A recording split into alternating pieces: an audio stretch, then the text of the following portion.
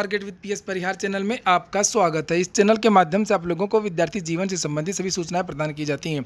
तो आइए शुरू करते हैं और देख लेते हैं कि आज के इस वीडियो में ऐसी कौन कौन सी सूचनाएं हैं। तो वीडियो को जल्दी से लाइक कर दें, शेयर कर दें। जिन छात्रों ने चैनल को अभी भी सब्सक्राइब न किया हो जल्दी से सब्सक्राइब कर लें ताकि आप लोगों को भी इसी तरीके के ऑथेंटिक अपडेट सबसे पहले मिलती रहें। चलिए शुरू करते हैं। सबसे पहले बात कर लेते हैं उत्तर प्रदेश अधीनस्थ सेवा चयन आयोग की। उत्तर प्रदेश अधीनस्थ सेवा चयन आयोग की एक और भर्ती पूरी तरीके से रद्द हो गई है। भर्ती है सहायक लेखाकार कोषाकार की जो भर्ती 2016 में आई थी, उस भर्ती का जो आदेश है कल जारी कर दिया गया है। फरवरी के महीने में जो ऑर्डर है वो रिजर्व किया गया था और कल इसका जो ऑर्डर है वो वेबसाइट पर अपलोड कर दिया गया है। पहले तो इस भर्ती का जो है परिणाम नहीं आ रहा था, मामला कोर्ट में था, विद्यार्थी गुहार लगा रहे थे। बहुत सारे जो ट्विटर अभियान है वो ये इन विद्यार्थियों ने किया और इन विद्यार्थियों का कहना था कि सरकार पैरवी करे और इनके पक्ष में फैसला आए। 5 साल से विद्यार्थी इस भर्ती की तैयारी कर रहे थे और इंतजार कर रहे थे। 16 जुलाई 2016 को इस भर्ती का जो नोटिफिकेशन है वो जारी हुआ था और लिखित परीक्षा का जो परिणाम है वो 29 अक्टूबर को आ गया था। 15,162 उम्मीदवार इस भर्ती में पास हुए थे और इस भर्ती का 2 बार साक्षात्कार भी हुआ था। लेकिन सरकार किस तरीके से भर्तियां निकालती है, क्या करती है, बहुत सारे विवाद छोड़ जाती है और उसका जो खामियाजा है वो विद्यार्थियों को भुगतना पड़ता है।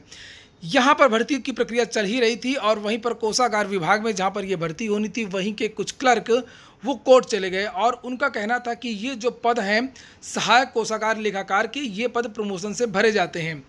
और उसके बाद में सरकार ने इस भर्ती का जो अध्याचन है वो वापस ले लिया। लिखित परीक्षा भी विद्यार्थियों ने पास की, विद्यार्थियों ने साक्षात्कार भी दे दिया। भर्ती प्रक्रिया लगभग पूरी हो चुकी थी और अचानक से सरकार ने अध्याचन वापस ले लिया। ये देख सकते हैं आप लोग, 25 जुलाई 2019 का ये पत्र है जो जारी किया गया था रिट याचिका के संबंध में।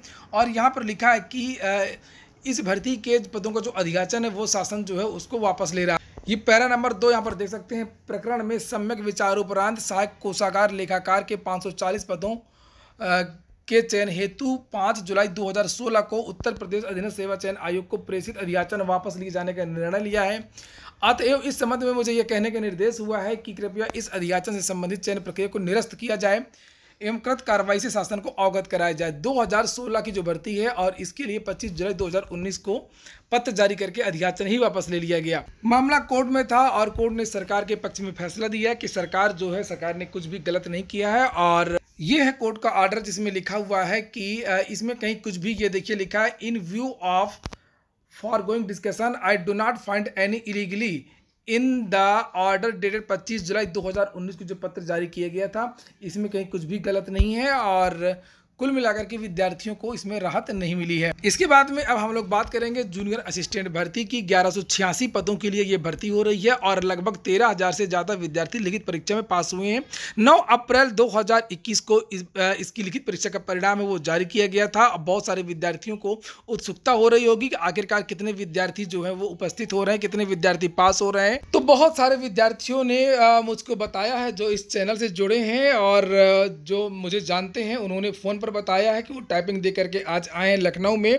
किस तरीके से टाइपिंग होती है, कितने विद्यार्थी उपस्थित हो रहे हैं, तो विद्यार्थियों ने ये बताया है कि लगभग 70 से 80% के बीच में जो विद्यार्थी हैं वो उपस्थित हो रहे हैं। और जब ये पूछा गया कि लगभग कितने विद्यार्थी टाइपिंग वहाँ पर कर पा रहे हैं, कितने विद्यार्थी फेल हो जा रहे हैं, तो मोटा मोटी तौर पर जो सामान्य जो जानकारियां मिल पाई हैं बहुत सारे विद्यार्थियों के बीच में कि लगभग 60% विद्यार्थी टाइपिंग को पास कर रहे हैं। और जैसे ही आप वहां पर जाएंगे, अपना जो है एडमिट कार्ड लेकर के, अपनी एक आईडी लेकर के, आपका जो है पहले तो बायोमेट्रिक होगा, कोरोना का टेस्ट होगा, कोरोना का एक प्रपत्र वहाँ पर भरवाया जाता है। उसके बाद में आप इंटर करेंगे, आपको एक कमरे में सभी लोगों को बिठा दिया जाएगा। आपका जो है बायोमेट्रिक थंब जो बायोमेट्रिक होता है, पहले आपका वो होगा, सिग्नेचर होगा बायोमेट्रिक। हिंदी के लिए दोनों विकल्प दिए जाते हैं। जो मंगल फॉन्ट पर करना चाहते हैं वो मंगल फॉन्ट पर कर सकते हैं, जो कुर्तीदेव पर टाइपिंग करना चाहते हैं उनको कुर्तीदेव टाइपिंग करने दिया जाता है।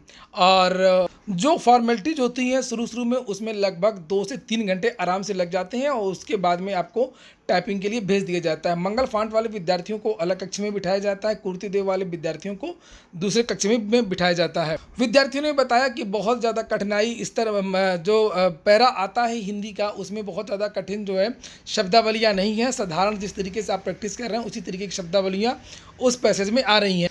और जैसे ही आप अपने सिस्टम पर बैठते हैं वैसे ही आपको कुछ समय दिया जाता है। MS वर्ड में आप अपनी टाइपिंग कर सकते हैं और जो आपकी कीबोर्ड है उसको चेक कर सकते हैं, उसका भी मौका दिया जाता है। अगर किसी को समस्या होती है तो उसको जो है दूसरा सिस्टम दे दिया जाता है।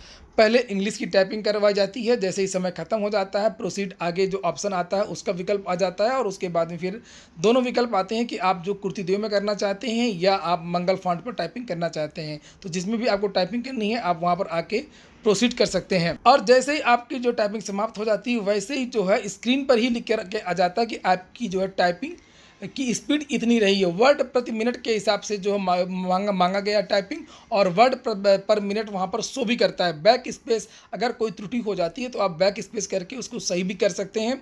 और जो आपको टाइपिंग करना है, जो आप टाइप कर रहे हैं जिन शब्दों को, वो ग्रीन कलर से शो करता है और जहाँ पर कोई गलती होती है तो वो रेड कलर से शो हो जाती है। तो आपको मालूम चल जाता है कि हमने गलत टाइपिंग किया, तो उसको भी आप करेक्ट कर सकते हैं। बहुत सारे जो छात्र हैं वो इस तरीके का अभियान भी चला रहा है, जैसा कि आप लोग यहाँ पर देख सकते हैं। एक छात्र हैं शिवम कुमार, जिन्होंने अपना जो ये एडमिट कार्ड है ये जारी किया है और उन्होंने कहा कि मैं जूनियर असिस्टेंट की टाइपिंग छोड़ रहा हूं क्योंकि मैं फाइनली दूसरी जॉब पर सिलेक्ट हो गया हूं। तो बहुत सारे विद्यार्थी इस बीच में पिछले साल बहुत सारे जो परिणाम है वो भी आए, खासतौर से शिक्षक भर्तियों इत्यादि के, उनका चयन वहां पर हो गया, इसलिए जूनियर असिस्टेंट की टाइपिंग भी बहुत सारे विद्यार्थी छोड़ रहे हैं। अगर आप में से जो इस चैनल से जुड़े हुए लोग हैं, जो लोग ये वीडियो देख रहे हैं, उनकी भी कहीं अगर जॉब लग गई है तो केवल ये बताने के लिए कि हमारी इस जगह जॉब लग चुकी है इसलिए टाइपिंग देने ना जाए, वो सीट छोड़ दें किसी अन्य बेरोजगार छात्र के लिए। अगली सूचना है TGT PGT एग्जाम डेट को लेकर के। अब छात्रों के बीच में ही घमासान हो गया है।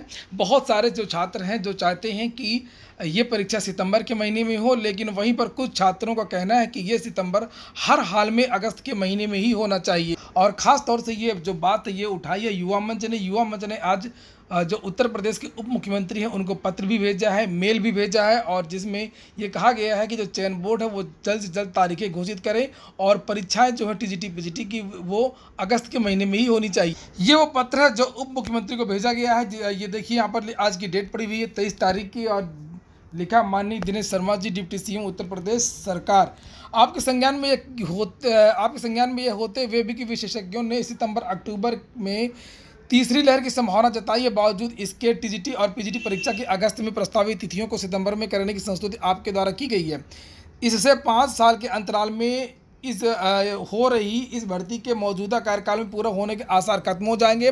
दरअसल प्रबंधकों द्वारा नियम कानूनों को ताक में रख करके रखे गए तदर्थ शिक्षकों को हटाने के सुप्रीम कोर्ट के आदेश को निष्प्रभावी करने और तदर्थ शिक्षकों को अवैध ढंग से बनाए रखने की माध्यमिक शिक्षा सेवा चयन बोर्ड की साजिश से इस तरह जानबूझकर शासन के निर्देशों के बावजूद विज्ञापन में देरी की गई है और अब इस परीक्षा के अधर में फंसाने की कोशिशों से युवा में रोष है। कृपया इसे संज्ञान में लेते हुए चयन बोर्ड द्वारा अगस्त में प्रस्तावित तिथियों में ही परीक्षा आयोजित कराने का निर्देश जारी करने का कष्ट करें। 23 जून, अनिल सिंह, युवा मंच। TGT PGT के बारे में मैंने भी एक वीडियो बनाया था जिसमें आप लोगों से पूछा था, तो जो ज़्यादातर विद्यार्थी थे उनका कहना था कि ये परीक्षा जो है वो अगस्त के महीने में ही हो जानी चाहिए।